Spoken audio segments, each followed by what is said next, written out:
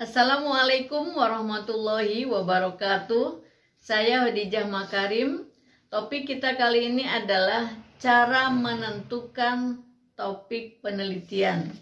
Teman-teman sekalian, bagi teman-teman mahasiswa yang masih bingung, yang belum punya judul skripsi, atau judulnya yang tak kunjung juga di ACC, bahkan mungkin ada mahasiswa jangankan judul, topiknya aja belum kepikiran, topiknya aja belum punya. Gimana caranya menentukan topik ya? Karena kan kalau mau memikirkan judul harus didahului dengan topik dulu, jangan tiba-tiba membuat judul gitu. Jadi sebaiknya kita menemukan topiknya dulu, baru nanti kita membuat judul.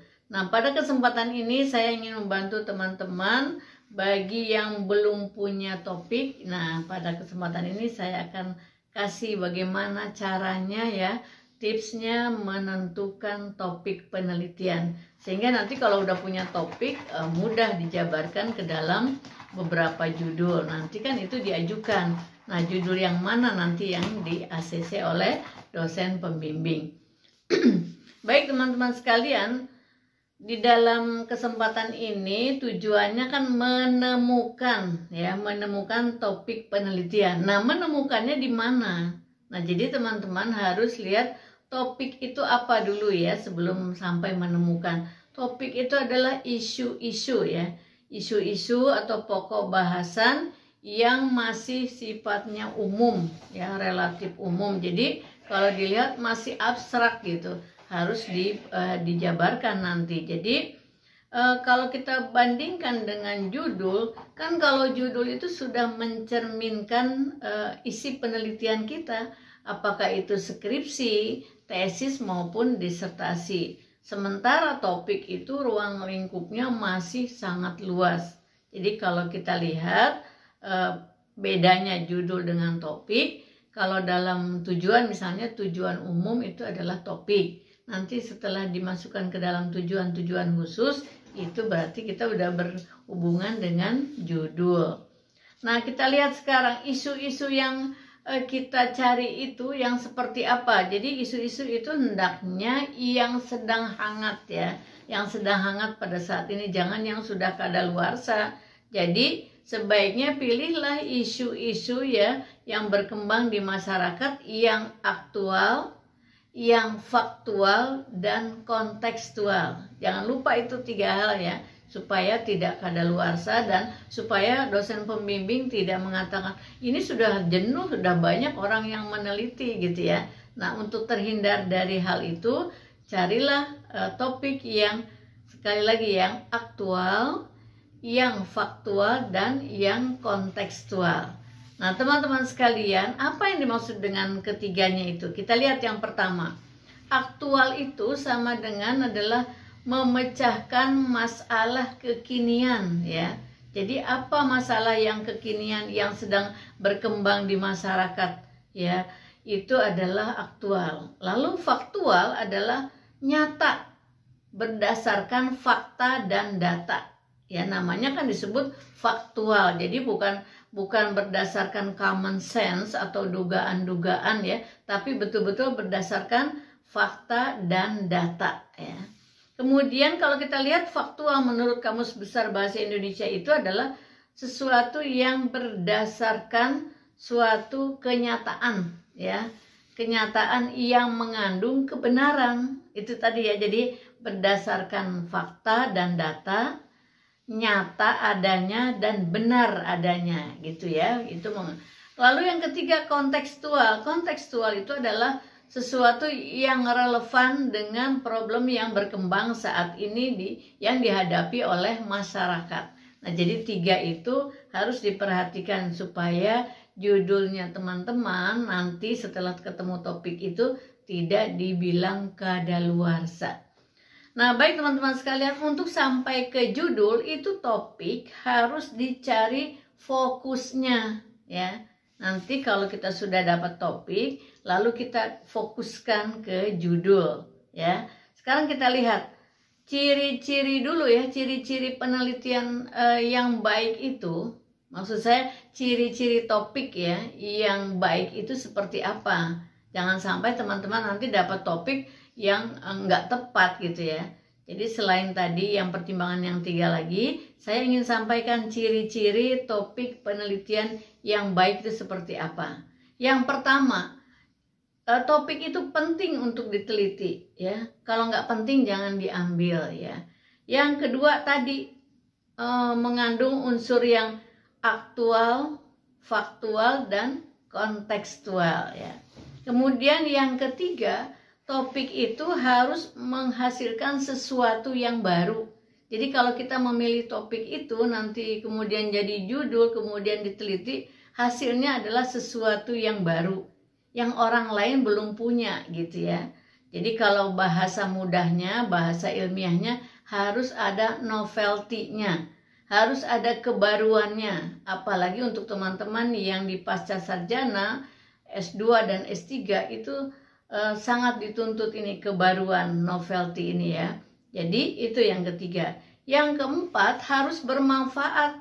Jadi apa manfaatnya? Jangan sampai kita sudah mengeluarkan dana yang besar, lalu banyak tenaga yang dikeluarkan, waktu yang banyak, tapi manfaatnya sangat minimalis gitu.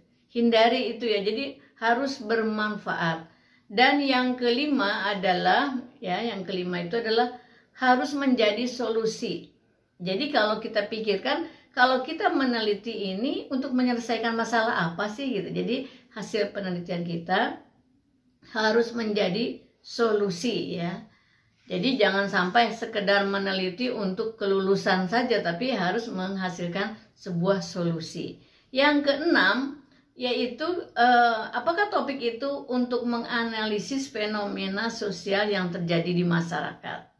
Dan yang ketujuh adalah hendaknya pilih yang berguna bagi pengembangan ilmu pengetahuan. Jadi nanti bermanfaatnya dalam jangka panjang.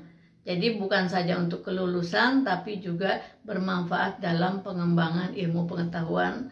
Nah, teman-teman sekalian, oleh karena itu kita harus memiliki karakteristik. Bagaimana teman-teman karakteristiknya seperti apa? Siapkan itu sehingga nanti kita akan menjadi peneliti yang handal ya. Kita lihat sekarang apa yang harus dipersiapkan untuk mendapatkan topik yang pas. Yang pertama, teman-teman harus memiliki wawasan yang luas ya.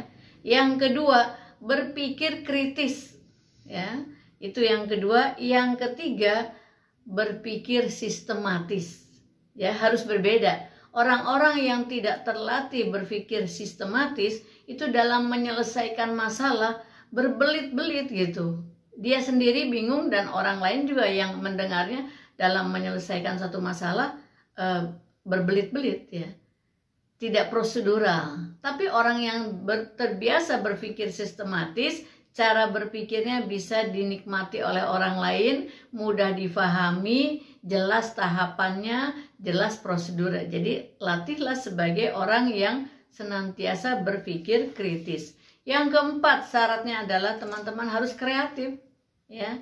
Kemudian yang kelima inovatif. Jadi apa nanti yang ditemukan, topik penelitiannya harus inovatif. Jadi kita sendirinya juga sudah punya sikap inovatif ya.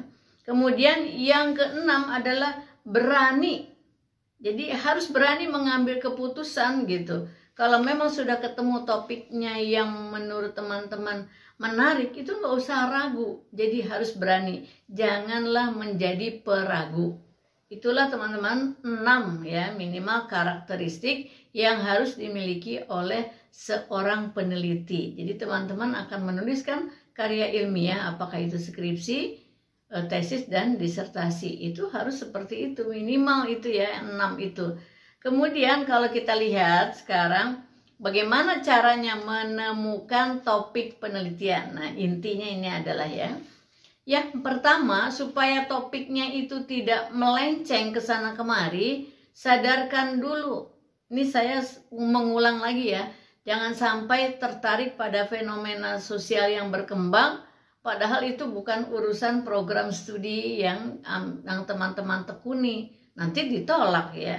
Jadi yang pertama, sadarkan diri dulu bahwa teman-teman mempelajari program studi apa. Satu.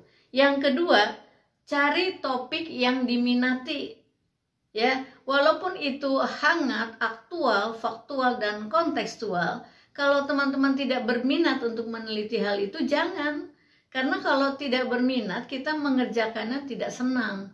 Jadi tidak bersemangat gitu ya. Lama nanti selesainya. Oleh karena itu, cari yang kita minati.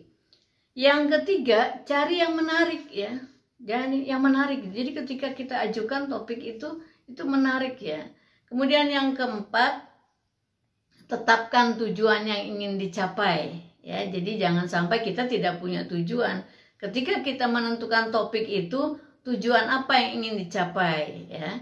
Yang kelima, banyak baca buku yang berbasis teori. Supaya nanti ketika ditanya oleh dosen pembimbing kenapa pilih topik itu, teman-teman bisa menjelaskan dasar-dasar ilmiahnya ya. Jadi banyaklah membaca buku-buku berbasis teori yang berkaitan dengan program studi yang teman-teman tekuni. Kemudian yang keenam, ini sumber yang berikut adalah pelajari silabus. Silabus mata kuliah yang konsentratif. Jadi biasanya kan dari program studi nanti ada konsentrasi ya. Kalau misalnya teman-teman di program studinya tidak ada konsentrasi, berarti teman sendiri menentukan kita nih mau konsentrasinya di bidang apa. Itu harus ya, jangan sampai melebar ke sana kemari. Jadi jangan lupa yang keenam, pelajari silabus mata kuliah konsentrasi pada program studi. Kemudian yang ketujuh, ini yang paling gampang nih ya, cek nilai. Kalau yang lain-lain pusing, udah nih cek aja nilai kamu yang A itu mata kuliah apa. Tentu yang tadi ya kaitan dengan yang keenam. Setelah ketemu konsentrasi, silabusnya dibaca. Nah, kaitkan dengan mata kuliah yang kamu dapatkan itu yang nilainya bagus, apa sih mata kuliahnya ya. Lihat berapa yang nilai A. Oh, kalau A semua alhamdulillah, ya udah cari yang diminati. Sekarang kalau tidak semuanya A, ada beberapa A. Nah, itu yang A itu dikumpulkan lalu cari mana mata kuliah yang kamu sukai untuk diangkat menjadi topik penelitian ya. Tentu saja nanti baca materinya setelah ketemu nilainya, lalu kemudian kamu berminat, baca tuh materinya ya. Kemudian yang ke-8 ini teman-teman mahasiswa sering menyepelekan, yaitu catatan kuliah. Ya, jangan bingung untuk menentukan topik dan judul. Baca catatan kuliah dari mata kuliah tadi yang kaitannya dengan konsentrasi program studi.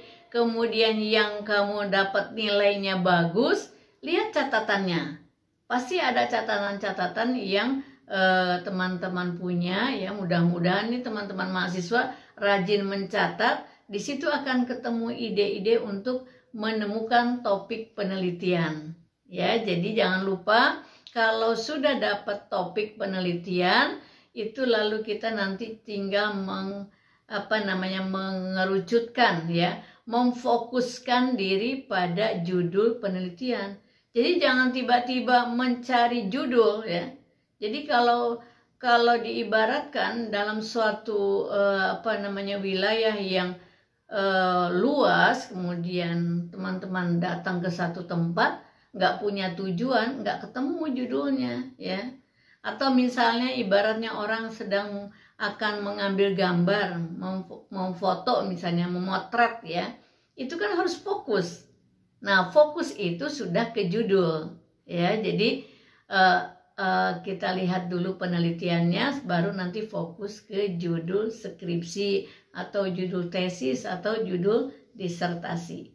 Demikian teman-teman sekalian, jangan lupa ada 8 ya sumber yang bisa teman-teman jadikan untuk inspirasi menemukan topik penelitian.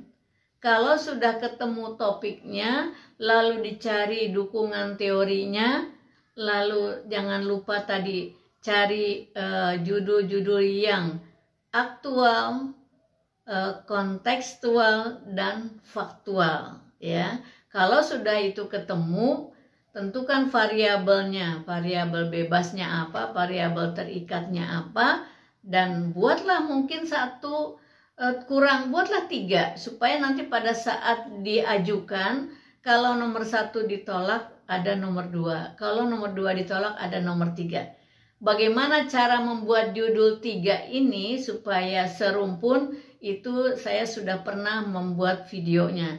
Jadi jangan sampai teman-teman sudah ketemu topik, lalu judulnya ada yang keluar dari topik itu. Yang satu aja sesuai dengan topik, yang 2 misalnya keluar. Jangan seperti itu ya. Silahkan nanti tonton videonya bagaimana cara membuat 3 judul yang serumpun yang nanti akan diajukan kepada dosen pembimbing. Demikian teman-teman sekalian, selamat berlatih menemukan topik penelitian dari 8 sumber inspirasi tadi. Semoga ini bisa membantu teman-teman untuk segera mendapatkan judul skripsi. Terima kasih. Assalamualaikum warahmatullahi wabarakatuh.